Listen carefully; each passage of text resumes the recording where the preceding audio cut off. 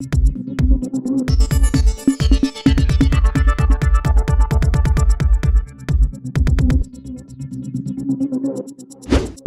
News Maharashtra बातमीचे वास्तववादी विश्लेषण।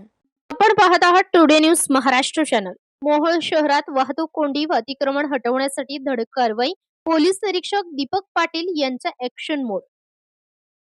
मोहोळ शहरातील वाढती वाहतूक कोंडी आणि रस्त्यावरील अतिक्रमण हटवण्यासाठी मोहोळ पोलीस प्रशासनाने धडक कारवाई सुरू केली आहे।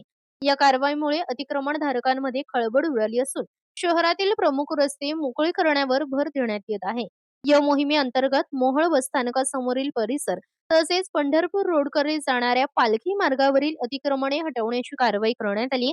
पोलीस निरीक्षक दीपक पाटील यांच्या मार्गदर्शनाखाली पोलीस कर्मचारी आणि संबंधित यंत्रणांनी संयुक्तपणे ही मोहीम राबवली।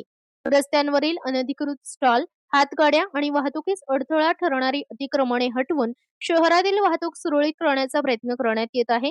नियमांचे उल्लंघन करणाऱ्यांवर कठोर कारवाई करण्यात येणार असून पुन्हा अतिक्रमण केल्यास कायदेशीर कारवाईचा इशाराही देण्यात आला आहे। शहरातील नागरिक, व्यापारी आणि वाहन चालकांनी वाहतुकीचे नियम पाळून पोलीस प्रशासनाला सहकार्य करावे, तसेच सार्वजनिक रस्त्यांवर कोणत्याही प्रकारचे अतिक्रमण करू नये असे आवाहन पोलीस प्रशासनाने केले आहे। आपल्या परिसरातील बातम्या पाहण्यासाठी आजच टुडे न्यूज महाराष्ट्र चॅनलच्या बेल आयकॉनला क्लिक करून सबस्क्राईब करा व नोटिफिकेशन मिळवा।